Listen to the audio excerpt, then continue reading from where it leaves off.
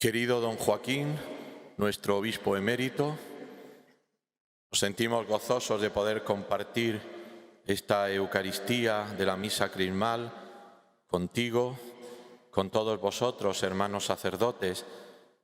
Saludo con afecto a los señores vicarios generales, vicarios episcopales, vicario judicial, a los rectores del seminario y a los equipos de formación, a los delegados, a los arciprestes y a todos vosotros, querido presbiterio diocesano. Y saludo afectuoso también a los diáconos y a los seminaristas. También a vosotros y a vosotras, queridos hermanos, que representáis a la vida consagrada, a la vida religiosa en nuestra diócesis. Queridos hermanos y hermanas en el Señor, a todos os saludo los que habéis venido desde los distintos lugares de la diócesis para celebrar junto con el obispo esta misa en la que van a ser bendecidos los santos óleos de catecúmenos y de los enfermos junto al Santo Crisma. En esta celebración los sacerdotes también renovaremos las promesas sacerdotales ante vosotros, pueblo santo de Dios. Cada año la misa crismal nos acerca a nuestra vocación original, a la vocación común a todo el pueblo de Dios, la vocación bautismal, y para algunos de nosotros a la vocación al sacerdocio ministerial. Si la primera, la vocación bautismal, nos configura como hijos de Dios y cuerpo de Cristo por la acción del Espíritu Santo que habita en nosotros, haciéndonos testigos del Señor en la Iglesia y en el mundo, la vocación al ministerio ordenado nos configura particularmente con Cristo, cabeza y pastor de la comunidad. Ambas llamadas que se ordenan la una a la otra encuentran en la Eucaristía la manifestación más clara y más plena de su razón de ser. En la celebración eucarística se manifiesta como en ningún otro momento la realidad de un pueblo reunido en virtud de la unidad del Padre y del Hijo y del Espíritu Santo, verdadero icono de la Trinidad Santa. La unidad que nos otorga el mismo bautismo se expresa en la diversidad de carismas y ministerios que muestran la riqueza, profundidad y hermosura de la Iglesia. Por esto, esta celebración de la misa crismal es una manifestación clara de la Iglesia que, reunida en asamblea y presidida por el obispo junto con sus presbíteros, eleva como pueblo santo su alabanza a Dios, ofreciendo el sacrificio de Cristo por la salvación de los hombres. Al hablar de la vocación a la que todos hemos sido llamados, aparece consiguientemente el hecho de la unción del Espíritu Santo que nos consagra como hijos de Dios y, en algunos casos, como continuadores del sacerdocio de Cristo. La palabra de Dios que acabamos de escuchar nos hablaba de esta unción. El profeta Isaías hablará de la presencia del Espíritu del Señor que lo ha ungido. Y el mismo Señor en el Evangelio, leyendo esta misma profecía, la ve realizada en su persona, pues hoy se ha cumplido esta escritura que acabáis de oír. En toda la historia de la salvación, el signo de la unción con el óleo ha sido un medio de consagración.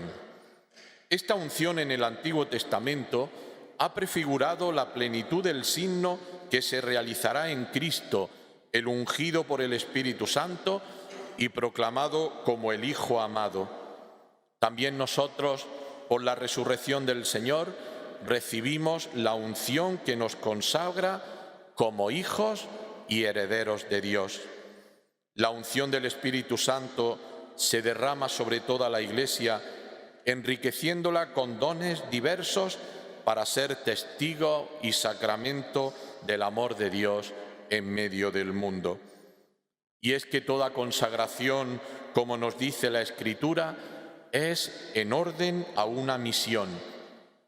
Nadie recibe una vocación para sí mismo. Toda vocación es en función y al servicio de una misión. La primera misión de todo cristiano es la gloria de Dios. Todos hemos sido creados y consagrados para dar gloria a Dios. Y como nos recuerda San Ireneo, la gloria de Dios consiste en que el hombre viva. Y añade, que no siempre lo decimos, y la vida del hombre consiste en la visión de Dios. Toda consagración y misión en la Iglesia tiene como fin la visión de Dios, es decir, ver a Dios, verlo en todo, sin dejar de mirar al cielo, donde está nuestra patria definitiva. La consagración y la consecuente misión que hemos recibido, ya sea la que nace de la fuente del bautismo, como la que nace de una llamada particular, el sacerdocio, la vida consagrada, el matrimonio o laicado, nos capacita para actuar desde Dios y unidos a Él. Y lo hacemos como cuerpo de Cristo, unidos a nuestra cabeza. De aquí la necesaria unidad y armonía para expresar lo que realmente somos. Unidad que se ve enriquecida, como ya he dicho, por la variedad de carismas y ministerios que embellecen el rostro y la vida de la Iglesia. De aquí la importancia de la llamada del Papa a hacernos conscientes y a expresar la naturaleza sinodal de la Iglesia. Esta llamada no es el fruto de una estrategia pastoral ni del mero deseo de renovación de la Iglesia, es más. Por eso la respuesta a esta llamada del sucesor de Pedro tampoco puede depender del criterio teológico de cada uno o de la particular visión de la pastoral. Quiero en este sentido hacer una invitación renovada a todos, especialmente a los sacerdotes, a acoger con confianza y en la obediencia de la fe este camino sinodal al que estamos convocados.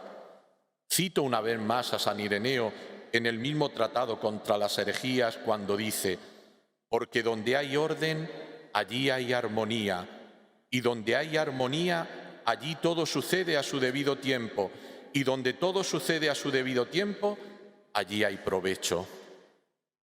El Espíritu que nos consagra nos llama a la misión. La misión de todos los bautizados, como la misión de la Iglesia, es evangelizar.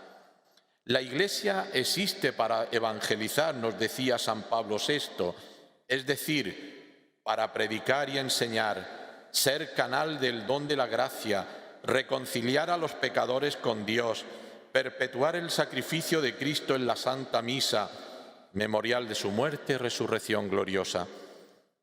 La evangelización busca llevar la fe en Jesucristo al corazón del hombre. Intenta propiciar el encuentro del hombre con Dios, no como teoría, sino como experiencia vital. Del hombre de fe nacerá la esperanza y también la caridad. Si se muere la fe, desaparecerá la caridad y la esperanza será una ilusión. Hay mucha gente que hoy alaba la caridad de los cristianos, la caridad de la Iglesia. Pero yo me pregunto muchas veces, ¿sobreviviría esta caridad en favor de los hermanos, especialmente de los más pobres, si dejamos morir la fe en las nuevas generaciones? Ante el desafío de la evangelización y de las dificultades que tenemos hoy para transmitir la fe, algunos se consuelan pensando que el problema es la realidad, nuestra realidad sociocultural, secularización y laicismo, la cultura líquida que no tiene nada por consistente, las condiciones políticas, etcétera, etcétera. Pero aún siendo esto verdad, no es suficiente. Hoy no es más difícil evangelizar que en otras épocas, es diferente y exige de nosotros ser fieles al mensaje que hemos recibido, al depósito de la fe y transmitirlo con nuevo ardor, nuevos métodos y con una nueva expresión, como nos decía San Juan Pablo II. El Papa Benedicto XVI, al comienzo del sínodo sobre la evangelización, presentaba a la Iglesia el desafío de la evangelización. Y decía, permitidme que lo lea porque creo que merece la pena, evangelizar es tener el fuego de Dios dentro y encenderlo con valor en el mundo.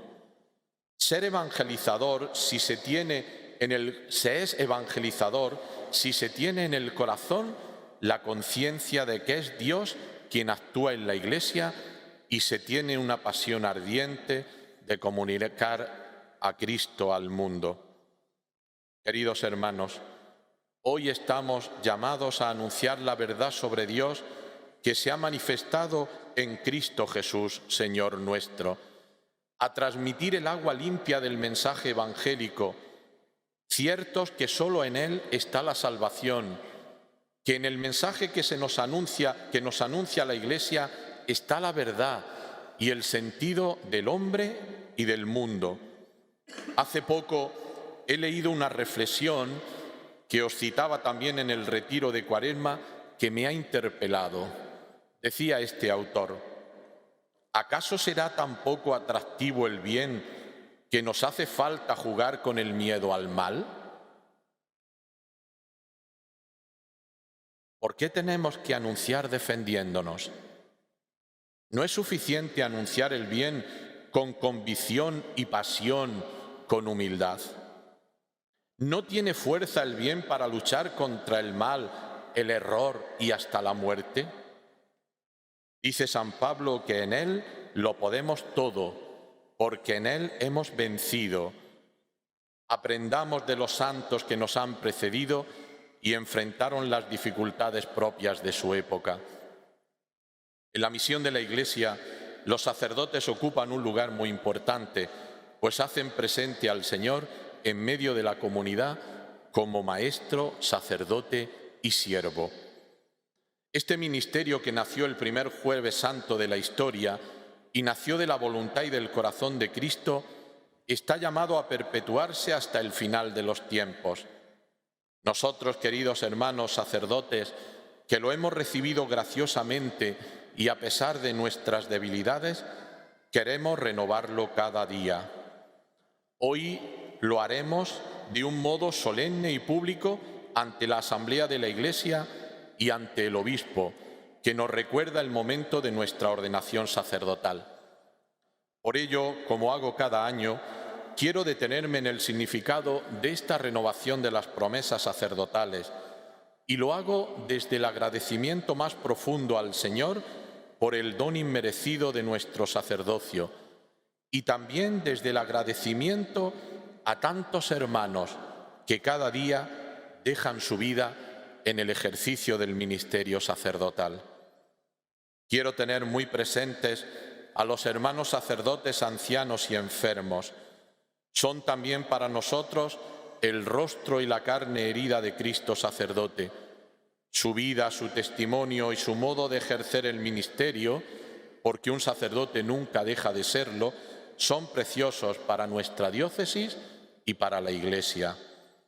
Hago presentes con especial afecto a los hermanos sacerdotes que están fuera de la diócesis, en países lejanos o en otros lugares de España.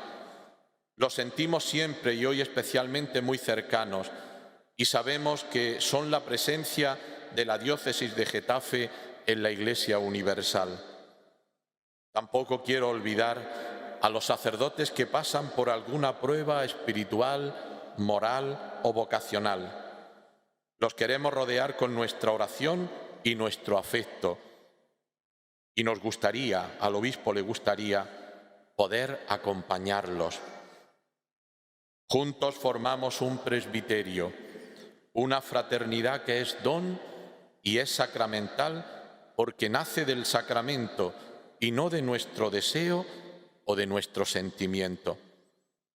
La renovación de las promesas sacerdotales nos devuelve siempre al amor primero.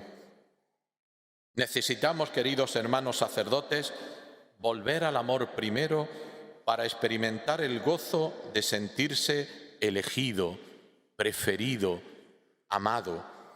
A ese momento en que no nos importó dejarlo todo porque habíamos encontrado el tesoro. El momento en que las renuncias eran gozosas. Todo eso, queridos hermanos sacerdotes, sigue ahí en tu corazón. Puede que la vida, las dificultades y hasta la inercia de lo cotidiano lo hayan ocultado de tu vista, pero ese primer amor está porque Dios es fiel, porque Él no se arrepiente de la llamada. Basta que limpies tu corazón para que vuelva a aparecer el amor primero. Recordemos, la configuración con Cristo es el presupuesto y la base de toda renovación. Por eso, ahora dile al Señor, digámosle al Señor: Señor, sigue configurándome contigo y mi vida se renovará cada día. Queridos hermanos sacerdotes, permitidme que os lo repita, siento que el Señor me llama a ello. No perdáis la intimidad con el Señor. Queridos diáconos, queridos seminaristas, no perdamos la intimidad con el Señor. Los problemas más graves de nuestra vida sacerdotal no vienen de fuera, vienen de dentro. Es la falta de intimidad con el Señor, el descuido de la oración, el poner toda nuestra fuerza en una actividad que se hace activismo. Cuando la referencia de mi vida no es Cristo, aunque lo revista de buenas intenciones y de una intensa vida apostólica, iré sintiendo poco a poco que no tengo horizonte y es que he perdido la fuente. En estos días he estado buscando una referencia de San Juan de Ávila que un arcipreste decía el otro día en el Consejo de Arcipreste. Dice que, más o menos, San Juan de Ávila, que cuando el demonio ve que no puede ganarnos para hacer el mal, nos haga que hagamos muchas cosas buenas. No se trata, queridos hermanos, de hacer muchas cosas, pero las que yo elijo y las que yo quiero. Esto es una tentación. Yo hago mucho y yo quiero estar, pero donde yo quiero, donde yo elijo. No, no, no. Aquí hemos venido a hacer la voluntad de Dios. Hemos venido a hacer lo que Dios quiere. Y a esto, queridos hermanos, se llega a través de la obediencia del corazón y no solo de la obediencia canónica. La falta de vida interior puede tener otra consecuencia en nuestra vida: la ausencia, incluso el rechazo práctico de la comunión. Necesitamos de la comunión porque necesitamos del hermano, porque necesitamos del Padre. La comunión no está solo en asistir a unos actos, es más, mucho más. Es vivir los hermanos unidos, compartir lo que el otro piensa, lo que vive, sus gozos y sus sufrimientos. Es dejarme enriquecer por el otro, es aceptar la diversidad, incluso el derecho a discrepar, sin que esto enturbie el amor mutuo, porque la fraternidad es un don. En los últimos tiempos, la condición sacerdotal se ha visto zarandeada por el comportamiento impropio y escandaloso de algunos hermanos sacerdotes. Hemos sentido en nuestra propia carne dolor, impotencia y vergüenza por estos hechos.